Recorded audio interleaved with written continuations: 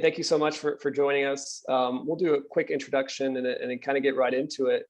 But my name is Eric Moore. I'm with the TGR Foundation. I will let our special guest expert speaker introduce herself in just a second. She'll be leading most of this workshop, but just wanted to give everyone a heads up that this workshop is supported by a DoD STEM and Department of Defense STEM Education Consortium. And if you're interested in learning more about DoD STEM programs, there is a website that you can go to that is pasted in chat.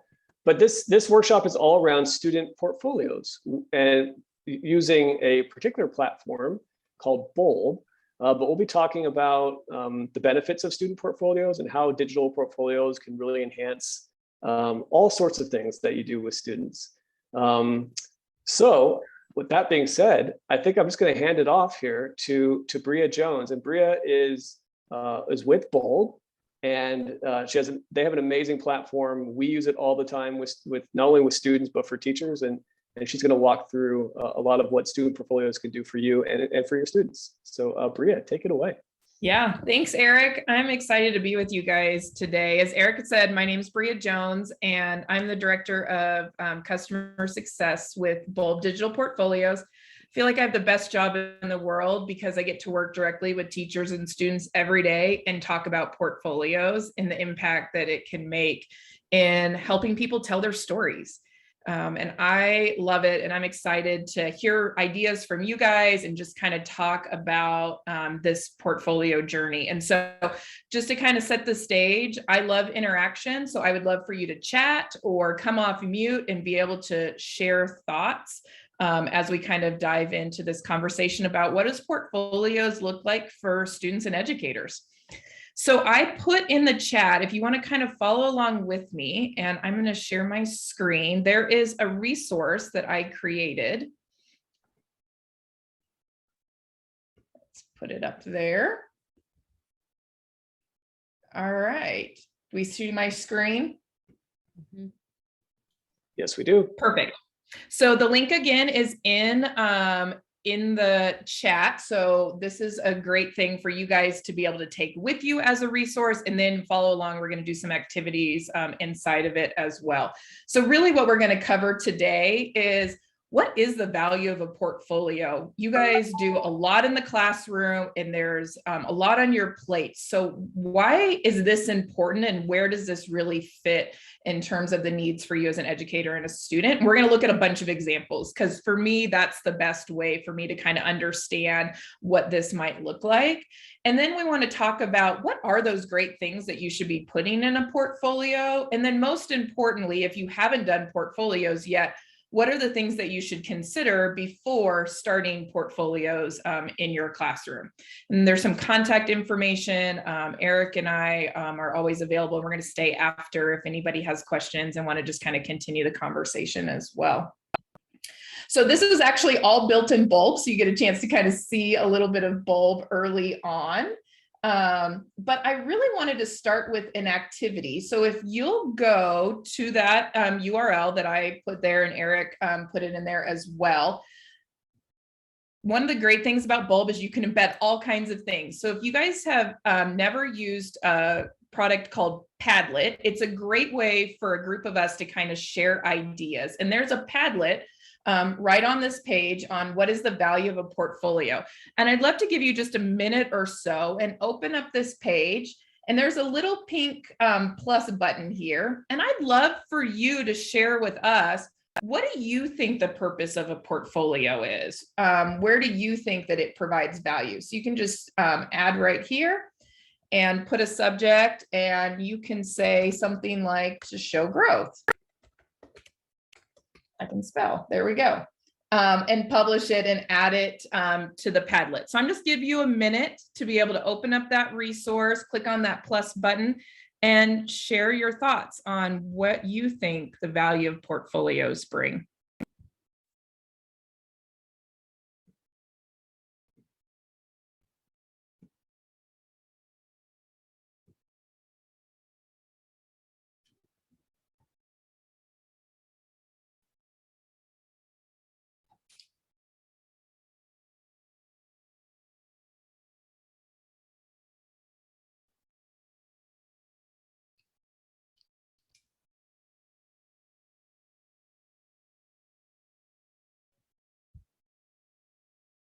So just in case you got a little lost, let me just show you again. That link would have taken you to this collection of resources. And if you just click on the orange tile, what is the value of a portfolio? That'll open up one of our resource pages with that Padlet embedded right on it. I'm just going to show it in my view, and then you'll be able to see the Padlet with the plus button on there.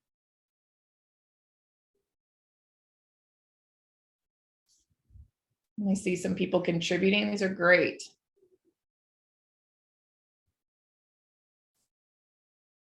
I'm going to give you guys about another 30 seconds. Feel free to put multiple ideas on there and explore the Padlet of other people who have shared ideas as well. You can kind of scroll through it.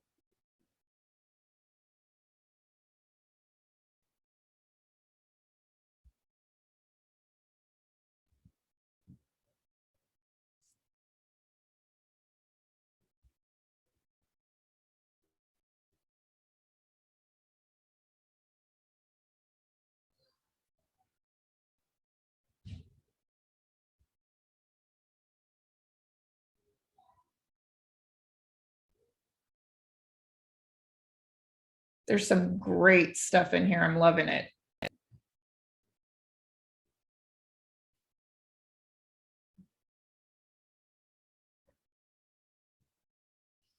All right. So gosh, what great ideas in terms of the purpose of a portfolio. One of my favorite words on there, curation. Curation to me means intentionality. So it's not just everything that you have going on, but you have selected with intentionality pieces that show growth or that you want to showcase certain skills, a part of your story. And I saw a lot of the word reflection, which is one of my favorite words, because when we think about deepening learning, we have students who are doing activities, and for us as well, we're doing activities all the time. And we take that moment to reflect on what does that mean and how does that drive us forward? What did we learn from that experience? And I think when you start to collect pieces in your portfolio and have those reflections tied to it, and then you can easily revisit those works as a whole and that reflection, that's when you start to really make that growth visible. You start to see that over time. You start to see patterns in your reflection. You start to see progress on the goals and the skills that you've learned over time. And I think that's where it really starts to develop that student ownership as well. When they're going, this is my work, this is how I'm doing, this is my reflection, and they can really see that in a visible way. I think that's really, really exciting. The value is the opportunity to express freely, share what you want, but give the opportunity to give feedback and to give it. I love that feedback piece. Because when we talk about portfolios, it's not just about final works. It's not just a showcase of this is my best of the best. This is a portfolio that's telling your story, and our journeys are messy and there's a lot of growth. And we want to be able to really be able to see that and to have that freedom to be able to get feedback and to make changes and adjustments over time. So that's such a great point. I love that. Allows students to be creative. When we're talking about that personalization, we talk a lot about student choice and voice and creativity to give them opportunities to express their skill sets in lots of different ways. We have students who are very verbally talented and that are beautiful writers and visual great creators. And their skills can be displayed in so many different ways. And I think that's one of the things that I hear from my educators and students a lot that I work with that they love about Bulb is the opportunities to be able to share multimedia types of works and allow students to have that creativity in how they're sharing their story and their skills. So I love student ownership, organization. I think that's really important. What a critical skill for all of us in terms of a portfolio, to think about our learning and to be able to organize it in lots of different ways. So thanks for participating. I think that was really great, and some great ideas as well. This is one of my favorite quotes: become a documentarian of what you do, because I believe so much in that when it comes to portfolios, where we're living our lives, and as we document that, with that reflection, with that evidence of our learning, and if that becomes a regular habit for us, that just helps us be able to improve and grow and reach those goals and dreams that we have. I also put on this page some of my favorite things when we talk about what are the benefits of portfolios, and you guys created and added some wonderful ones to the Padlet. I love that. Just sharing a few more as well is, again, student ownership. In terms of students having that self-regulation skills, empowering them, that agency piece is really, really important in that learning process. And a portfolio is a great way to allow the students and help the students be able to do that. I also talk a lot about high impact practices and the kinds of things that we're doing in terms of giving those opportunities for students. And portfolios are one of those high impact practices that has a lot of research behind it. And really, it's about that collection over time, being able to make connections and see that academic growth, and then have an audience outside the classroom. It's not just what I did and I'm just sharing with my teacher, but it's about a journey over time that I can then share outside of the classroom as well. So let's dig into some examples, because I think that's really the best part. And I really believe Bulb is for everyone. So I'm going to start with some student examples, but at the end, I'm going to show you what this looks like for educators as well, because this is such a great way to model this idea of portfolios are for professionals, for educators, for students, for anyone at any age. Portfolios apply. So let's start with Darrell Walker here. This is an example of a student and their homepage, landing page of their portfolio. And some things you might notice right off the bat is I start to get an idea of his personality right away. He's able to customize and personalize this. He's kind of chosen a little bit of this neon theme. You get the impression that he probably has a pretty funny personality. And you'll see here these tiles are what we call collections. And they're just ways to organize your work in the kinds of things that Darrell has chosen to put in his portfolio. So he has his academic work, he has a collection around college admissions, doing some career exploration. And then you start to see some of these things that are happening outside the classroom, because really a portfolio is telling that entire story of a student. And that story isn't just what's happening in the classroom. We want students making connections to all their different experiences. And so you'll see that he has a collection around his band and his extracurriculars as well. So that's one of the other powers of a portfolio, is to remind students that they're creating that positive digital presence with all of their different things that make up who they are and their story. So let's dig in and actually look at what some of this work looks like. So in his academics, he has individual collections based on his different class work. And so one of them is his engineering collection, for example. And we'll open that up. And in here is what we call pages. And to me, pages is where the ideas come to life. This is where students are sharing their process, their artifacts of their learning. They're doing their reflections. This is where the work really happens. So this is a great example of a student documenting a project with the different components to it. What were the steps of the project? And we have students that are doing group projects and individual projects all the time. And what an incredible opportunity for them to have to think through and document that project in their portfolio and be able to tie in what was their contribution to that group project? How did they view it? How did it reach their goals? And so you can see here in their group project, they're doing a solar home design. They talk about location, some key features in here, the budget. One of the great things is you could actually embed Excel documents and Google Sheets, all of that. They just put it on a graphic slide, but you can embed those kinds of files as well. Picture of their model that they created. And then that reflection piece, right, around this is my contribution to the project. This is what I liked. This is what I learned. And hopefully that student is then able to take those and his next project be able to go, okay, how has this changed versus the last group project that I did?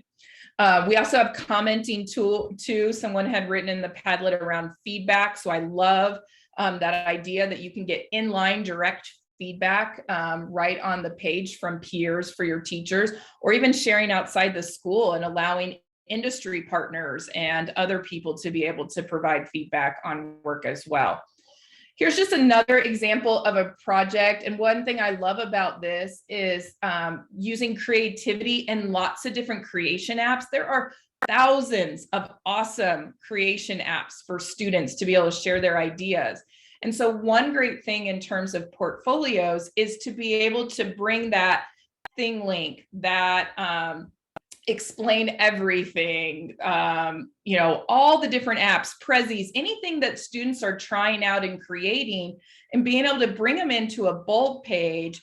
And there's usually multiple components to a project, right? All the planning, the research, the final presentation, so they can house and organize and document by bringing in all those different applications. So it's cool. This is a ThingLink. It was created on the ThingLink site, and then just with a simple URL was embedded into the bulb page and is completely interactive on our page.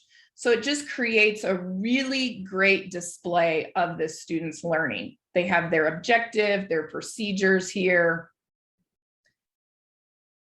pictures of hand documents. We have students who are creating, writing on paper. That's great. We need to be able to have a great variety of hand-created work as well as digital work.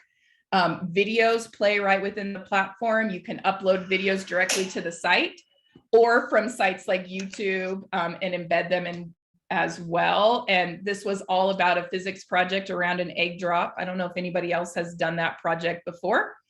Unfortunately, the egg cracked at this one, right? But what's most important, right, is the learning that comes from it. So they gave it a try, and then what is it that they learned about why their egg cracked? So love that. It's really easy to navigate through the content. And something else that I think is really important to think about in terms of portfolios is how is that work shared? And in Bulb, you have a lot of control over your entire portfolio and being able to share individual parts. So you can share just a collection or just a single page. You can share with your teacher, you can share it with your class, you can share it with a private share link, so you can share it outside your organization. But that doesn't mean the entire portfolio has to be shared to the same audience. So you have a lot of control over what is personal, what are you still working on, what are you using for showcase, like you might for your college admissions, or your career exploration things that you're looking at as well, internships, documenting those to kind of at that secondary level. I'm going to quickly show you, because we're on Darrell's portfolio, one of my favorite new features as a part of the portfolio. And a lot of you guys do resumes with your students in class very much. I see some head shaking a little bit.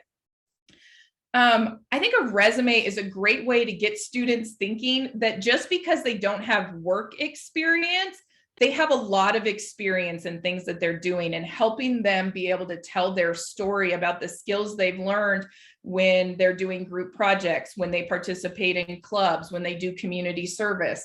And so being able to put that into a resume This is Bulb's digital resume, and Felicia said we call it a CV. Absolutely, same thing, being able to call that a CV as well.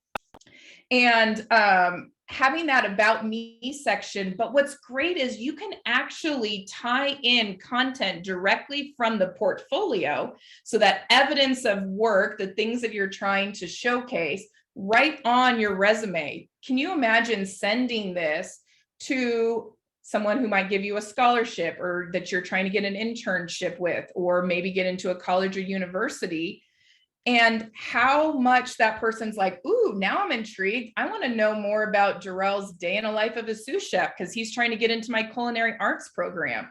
You know, who is he and what kinds of things has he done? And I can dive right into that from his resume directly into content from his portfolio.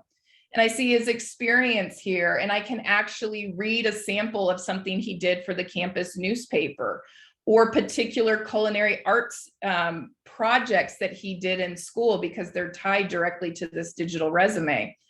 I can see other academic work that he's done under his education section. And then there's lots of free-form sections that you can do around passions, interests, certifications, volunteering, whatever that looks like in terms of what you want to put on your resume. You can add into this digital resume and tie in your portfolio work as well. And then this resume can be shared with a simple URL, or you could create a QR code and put it in an application, share it in an email, put it on the top of your printed PDF resume, so that it's all about making you stand out, giving you that leg up of being able to really tell your story. And so that digital resume comes along with your portfolio as well. So what a great additional piece that just brings more value in terms of how you're sharing your portfolio work.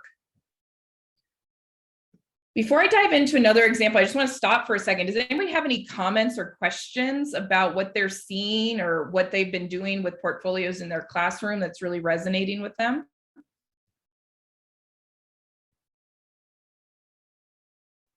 Put you on the I have spot. a question. Yeah. I'm sorry. So as you were going through this, you've been talking about like integration of other things. Is that and then they're interactive in the bulb, like it doesn't take them to another site, it's right within the bulb itself? Yeah, so we support over 2,000 different embeds within our platform, and many of them are interactive right onto the bulb site. And so like I demonstrated with that thing link, same with maybe you did like a Google Slides presentation. We were talking about that with Holly earlier today. Those all you just click and interact right within the bulb page. So many of those integrations. There are still some that click and are taken out, and a lot of that has to do with kind of how some of those other sites are set up, but many of them are interactive right on the bulb page. Okay, thanks. Yeah. So I love showing this example because I think this is another way to think about portfolios. So Jarrell's, I would say, is much more traditional in terms of I have a collection for my academic work and for my extracurricular activities. Angela has presented her portfolio in a way where she's organizing her soft skills, those 21st century skills. She's collecting evidence of her work in terms of communication, critical thinking, creativity. And I think it shows the versatility of a portfolio and how you organize it and present your work. It can be presented and organized in lots of different ways. One of the things I love about what Angela does in here is her critical thinking collection, because it starts with a goal. And then through every year, 6th, 7th, 8th, 9th, and 10th grade, she selects a piece from all different subject areas. So this isn't just my math or just my English or just my engineering.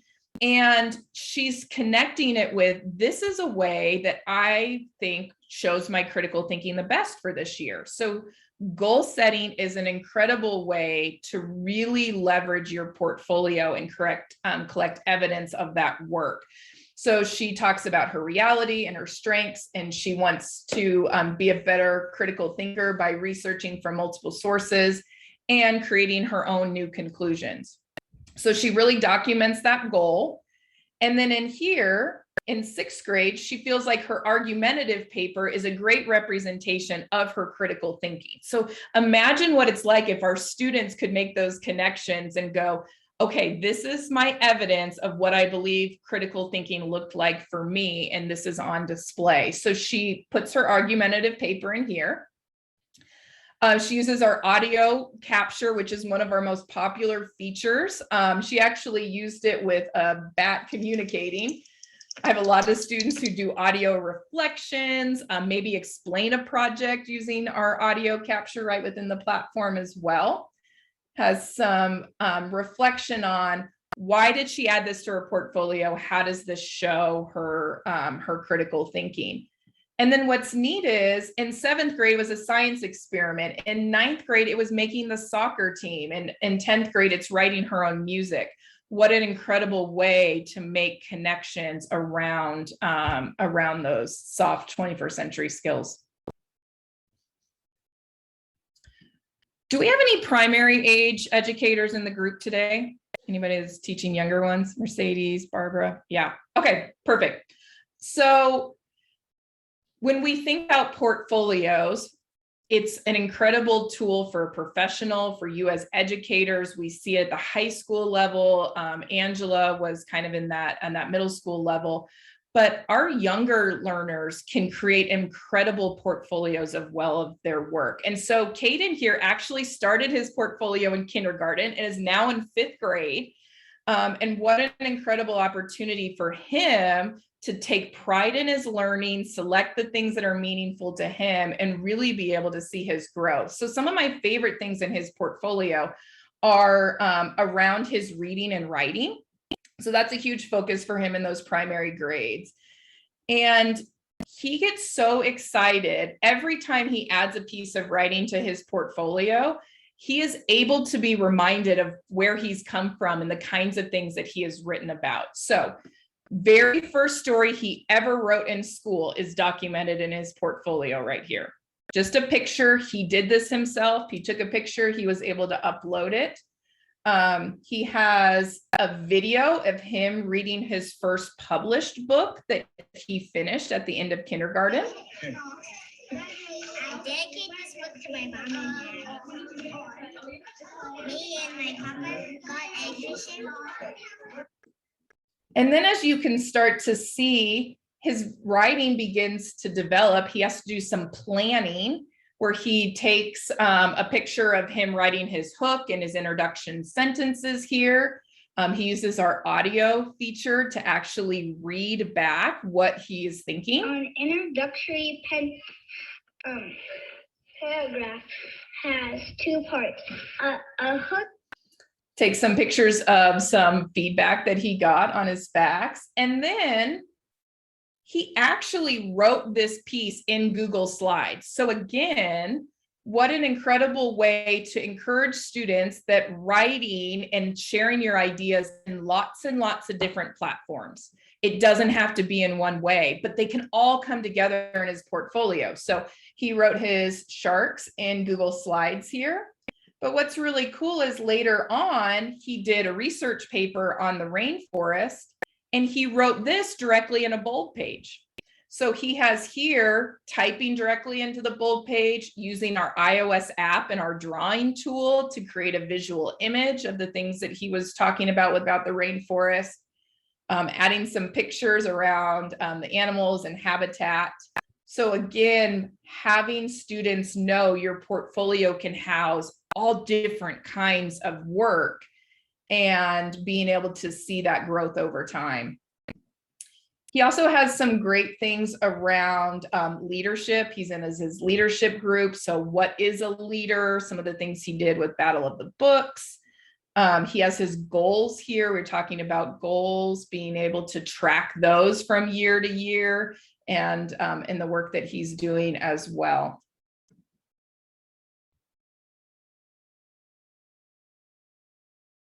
All right. Have any of you guys used portfolios in your classroom already in some way?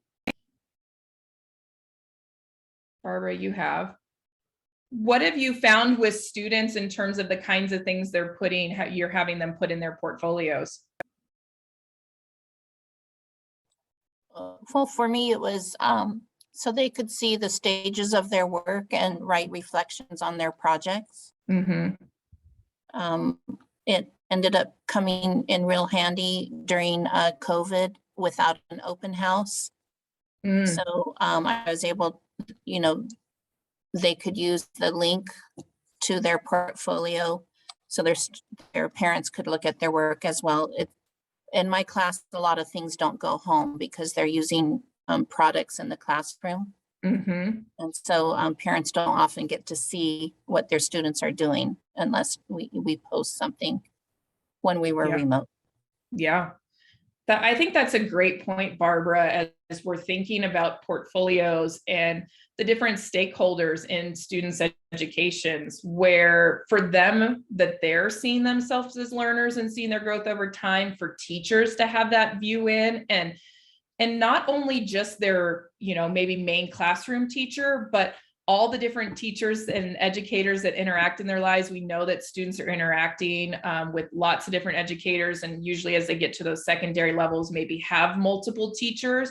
And, as a teacher, you might go, my husband's a social studies teacher at a high school, and he might have a student that's struggling in his class, but he might be able to look at his portfolio and see that student is doing some really incredible work in art or in his science class, and be able to make some connections and help better understand that student as well. And then from that parent side, Bulb actually offers parent accounts. We're not going to really go into the parent side that much today, but I think it's such a great point, Barbara, in terms of allowing parents to have that window into the classroom for them to see their children's growth and be able to celebrate the kinds of work that our students are doing. Because let me just tell you, students are doing incredible things in the classroom. The ideas that they have, the projects that they're doing, and, with you guys all, working with organizations like the TGR Foundation and some of these activities and ideas and things that students are getting their hands on. Man, we don't want to lose that. We want students capturing that in a portfolio, because I want to go back to school and do all that stuff again. It's pretty cool. So I think and we're going to talk about this in a few minutes, but I want you guys to be thinking about too, in terms of portfolios, and if you haven't done portfolios and you want to kind of start it, students have all kinds of devices now. A lot of times they have school issue devices, but a lot of them have phones, and they have different devices that are at home. And as we talked about, a student's story isn't just stuff that happens in the classroom. So we want to make sure that as students are creating their portfolios, they feel equipped to be able to create it on all different kinds of devices, anytime, anywhere, in terms of the things that they're experiencing. And I think most importantly, to me, a portfolio that travels with the student from year to year, from class to class, is the only way that we truly create that ownership in that story. It's so critically important when you're thinking about those portfolios, because a lot of times our students do work for a particular year or class, and at the end of the class, they throw it away, or they don't see that it has value for the next year, that their skills are building on top of each other. And so I think that take it with you piece is so important in terms of diving into portfolios. All right. You have this as a resource. So if you want to dive in and review this Padlet, we have a lot of people that have contributed into these ideas of what can you put in a portfolio? What are those things that make for a really great portfolio? And there are tons of great ideas in here. So you can spend some time taking a look at this if you want. But I'm going to kind of hone into some advice that I have around the 6 pages everyone should have in their portfolios. This is for students. This is for educators. And the favorite thing is start with an about me page. It really sets the tone for telling your story. And we have at Bulb tons of different templates in our resource library of how this about me page could be structured. There's lots of creative ways, and this is a great creative activity for students to go, what do I want people to know about me? not a resume, but what do I want people to know about me and who I am and what's important to me? And that's a fun way to be able to start it. I also love, and Caden has it in his portfolio as well, being able to do this about me page every year. So you can really see over time what has stayed the same, what has changed. And it's something that students love to go back to and be able to view as well. We already kind of talked about that digital resume. That is a great thing to work on, and everyone should be, whether it's not just about getting a job, but it's really thinking about and documenting your experiences. Work samples. So this is probably the broadest category of all in terms of what is the work samples? What are the things that show growth? What are my projects that I've done that I want to showcase? What are those things that show my skills and experiences? Those are what I'm referring to as work samples. And those are probably the core and the most important part of your portfolio, is that authentic display of your work shown in that multimedia fashion. You know, and then what does that community service look like? What are the things that you're doing outside of school in terms of service? And I pulled up one of my favorite examples, because Kelsey here has a beautiful community service page in her portfolio. And I love this because it's not just a line on a resume or an application that says, hey, I served at a food bank. But it really was, what's the meaning in terms of how I contributed to my community? That's an important thing. And a lot of our students are doing incredible things. And so there's some tips that I have in here that she did a really great job on. And one is, as you're adding stuff to a portfolio, I always remind students, context. You've got to give an introduction. Why is this added to your portfolio? How is this meaningful to you? What is it that audience who may not know you or this experience need to know? And so she did a really great job of saying, this is what the Houston Food Bank is all about. Here's my experience, what I actually did. Used our image carousel, which is a really great feature to be able to display multiple photos of her in action and her team in action serving. And then what does this really mean to her personally? Why did she add this? What does this service mean to her? And what does this kind of mean as a part of her story? So context, that reflection, that personalization, you can just add a picture of a document or a picture of you serving at the food bank, or putting just, I served at the food bank. But this is where your story really shines, when you actually put some depth into that context and what that activity was all about.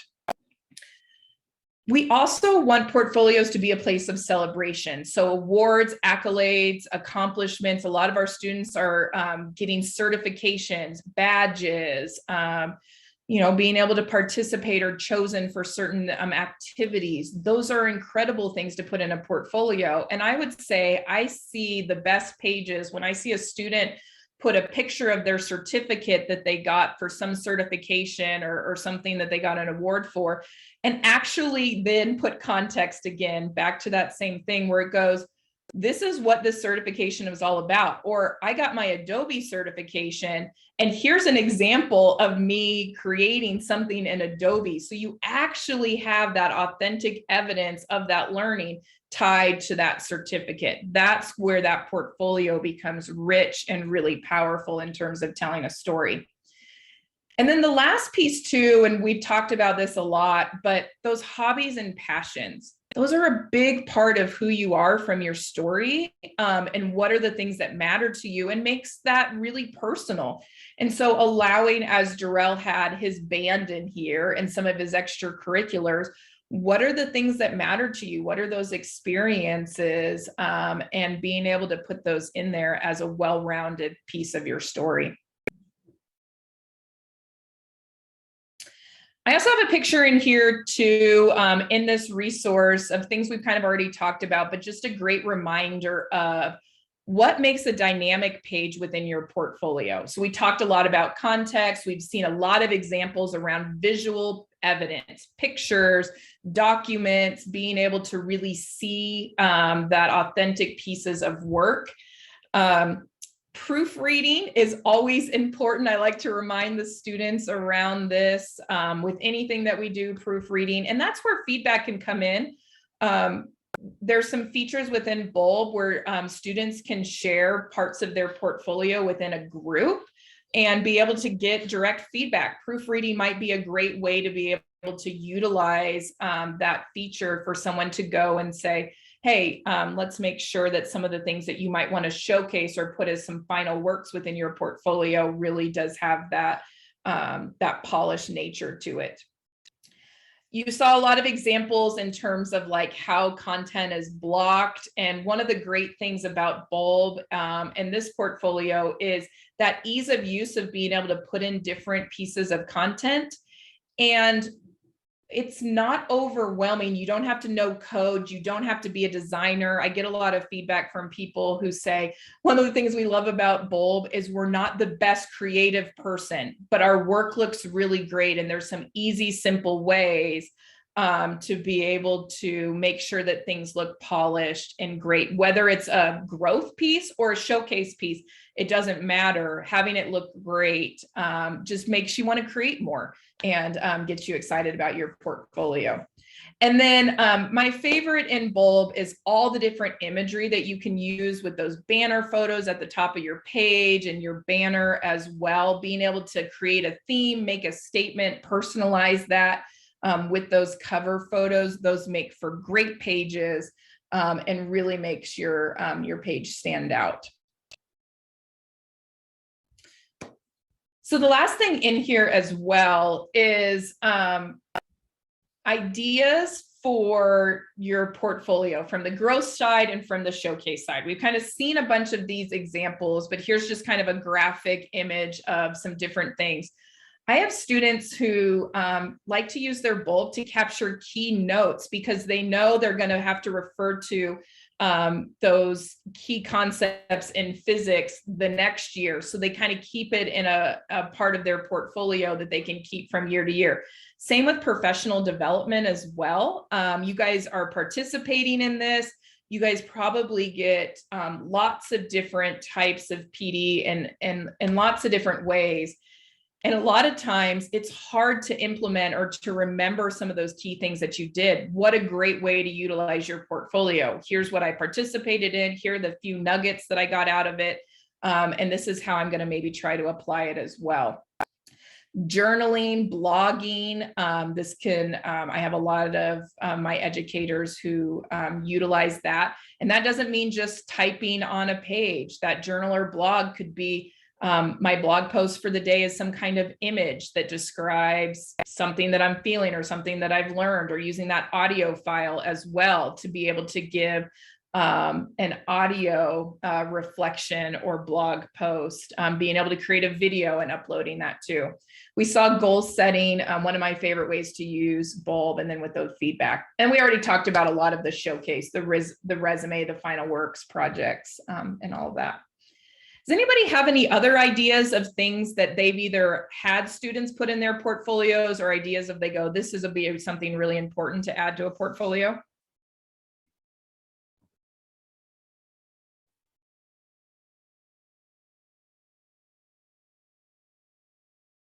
Okay. All right, so before I show you the educator portfolio, which is kind of how I'm going to end things today, I thought I would share my 5 things to consider when starting portfolios.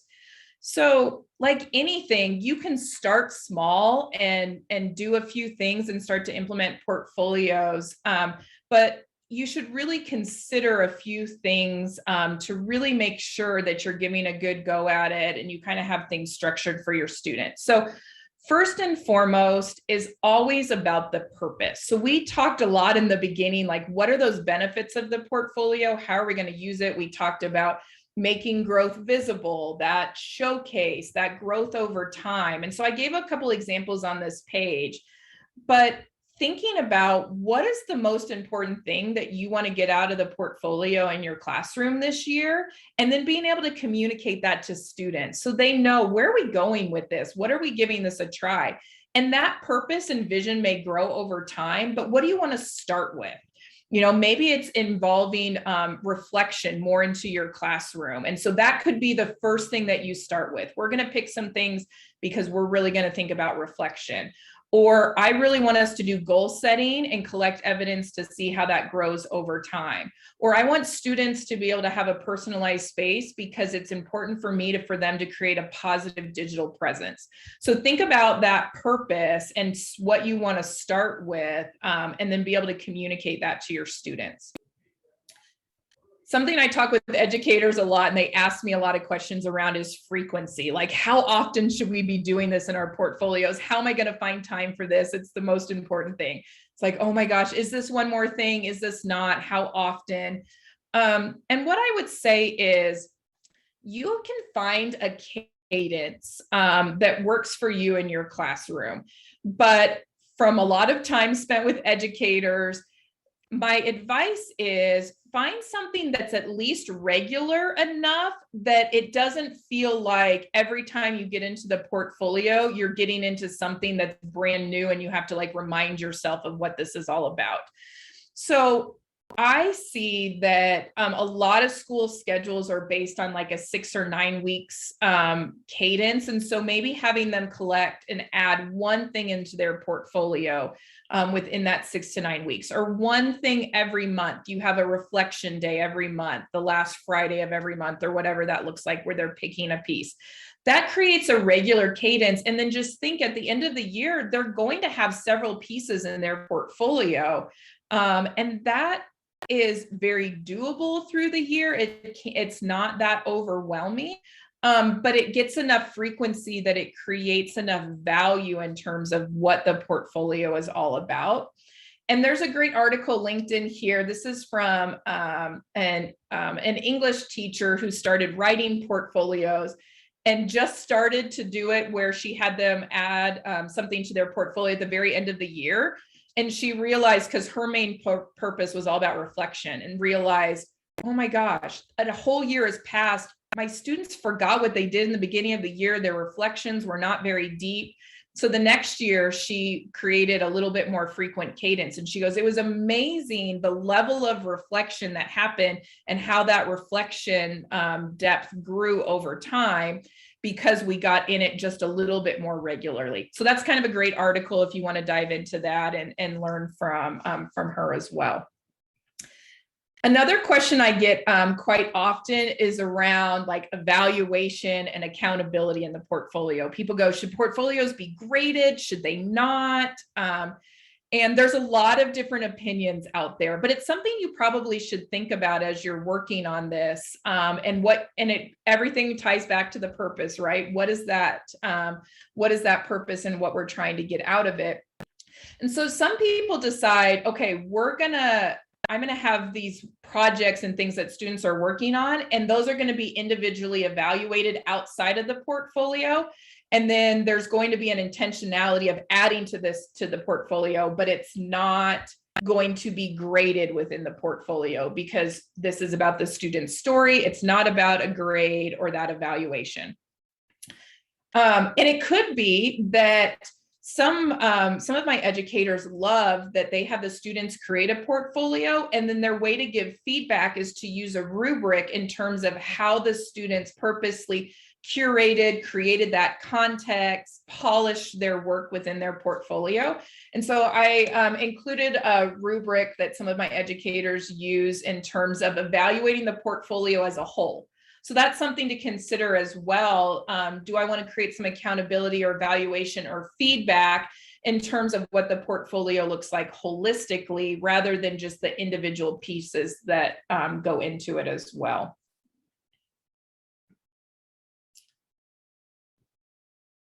So once you've kind of decided on using portfolios in the classroom, you probably need to think about platform. What are we going to use for this? And we've talked a little bit about some of the things to think about. Can they build it, and can it be used in multiple classes, and can it be taken with them? We talked about devices. Does it work on mobile and the different devices that my students have access to? Is it going to encourage them to create in it beyond just the assignments that I have within my class? Can you bring in artifacts from lots of different places? And then how are you going to monitor that student portfolio easily? Or is there an easy way for you to kind of see all the portfolios in a place to be able to go and take a look at them and see what's being added over time, what work students are doing in it, to be able to provide that feedback as well?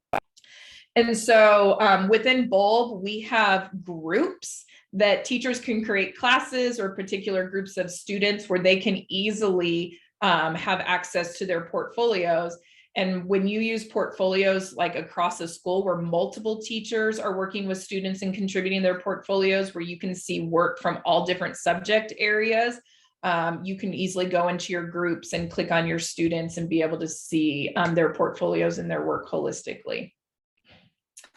And then the last thing to consider, and probably besides purpose, one of the most important things as well, is how am I going to introduce this to students? How am I going to get them excited to go, this is your portfolio, you get to take it with you, you get to have this as your story. And so you start with purpose. What are the benefits for them? What is going to get them excited?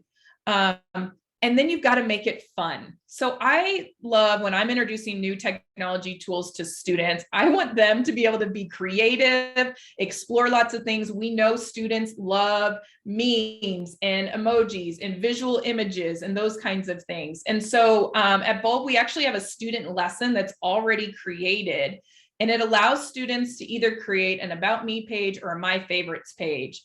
And what I see students doing and having a lot of fun is they get to bring in all different kinds of media from all different types of platforms to share their ideas, and they get to really dig in. And as they start to do those pages and personalize their portfolio, they get excited about, this is my place, this is my story, and it's a great way to kick them off. Again, giving them that personalization, voice, and choice. Okay, so last thing to show, and I know I've been talking a ton, but hopefully you guys are getting excited around what portfolios could look like in your classroom and some new ideas around that.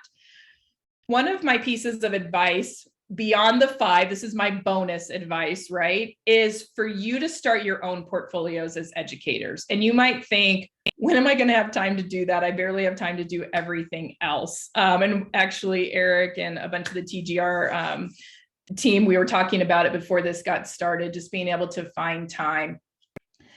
But my advice is, don't go think back, I have to do and capture all these things that I did in the past. Think about what you're doing right now. You could even start with this professional learning opportunity. Now, you maybe have never used portfolios in the classroom, though I know Barbara and a few have, and you might go, okay, I'm going to start my portfolio and I'm going to create one page about the few takeaways that I learned from this session and what I might want to try next. Do I want to try portfolios in the classroom? Or thinking about those 5 things. What is it that I want to do? What is my purpose? What's going to be my platform? How am I going to introduce this to students? That's a great way to start your own portfolio. So I'm going to end with showing Jody Deinhammer, and I love her portfolio because she uses it in a lot of different ways. One is really that professional side. What professional learning opportunities have I done? What have I learned from it? What presentations have I been a part of? How many of us do all of those things and easily forget those because this presentation is done over here and this professional learning is done over here and you can't keep track of all of it? So just simply being able to track that in your portfolio, you can then have that at your fingertips when you have those conferences with your administrators and they go, what have you been up to? What are you doing to work towards your goals? Well, you already have started it, and a great way to be able to display that within your portfolio. She has a great little educator profile here as well. And at the beginning of the school year, she shares this with her students and parents too. This is a little bit about me. I love quotes. If you have a handwritten note from a student who said you made an impact in their life, or something on social media she used here. She actually had some videos of her working in the classroom, which is pretty cool. And then some of her personal stuff, and then ends with her teaching philosophy. She did a great job on this page. She also uses this for a couple other different things. So we're not going to dive into this a lot, but I just want to kind of give you a few other ideas of how you could leverage your portfolio. A lot of you guys do class newsletters. So some of my teachers use Bulb as a great place to capture those newsletters and make it easy for parents to go and see past newsletters and communicate to students. Do any of you guys sponsor any clubs or organizations with students outside the regular classroom? A few of you. So for her, she sponsors a sustainability club. And so she captures all the different projects that they do, because one, she can use this for recruiting for the next year and show these are the cool things that you'll do if you're a part of the sustainability club. And then she also uses it just really as, in a sense, like a historian of capturing these moments and the things that students have been doing within her club as well. She hosts meeting notes in here for clubs too. She also has, and we didn't talk about this in Bulb a lot, another time, Eric, we'll do another session around activity templates and things like that. But as a teacher, you can actually create templates to help your students with different activities. So she's a science teacher, and look at all of these different templates that she's created around some of these labs. And how a template works in Bulb is, as the teacher, she creates a template, or you can find some of the hundreds of templates we have in our resource library. And she's able to then have the students just click on this use template button, and this whole page copies into the student's portfolio. And then they have a page that they can edit, and they can add videos and graphs and documents and kind of fill in the activity to capture that experience. So one of her most famous labs, and the kids love it, is their stomach versus soda lab around sugary drinks. And so they copy this template into their portfolio and then complete the lab and all the different multimedia. And what's great is then they have these labs within their portfolio over time that they can go and reference at any time as well. So she does a lot of that within her portfolio too, around creating Bulb templates for the students to then create these rich activities within their portfolios. Okay, we're like 1 minute to the hour, Eric. I went all the way to the end. All the way. Well, we did start 2 minutes late, so I feel like we got an extra couple minutes. That's right. So does anybody have any, as we wrap up, any questions or thoughts around things that inspired you today, or ideas that you have for your own classrooms?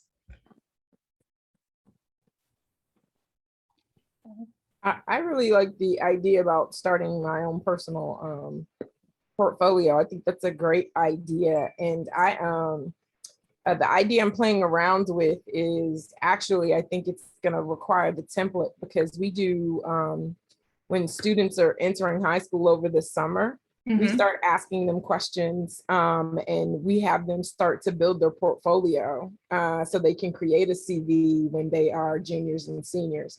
And we actually add to it all their years going up. And so we do start with them taking a picture of themselves, asking questions, looking at different careers, starting to write out a 4-year plan, an 8-year plan, a 12-year plan. And what we usually just put it in Google Slides and have them copy it. And so I think doing this would allow them to have more of their personality and creativity to come out.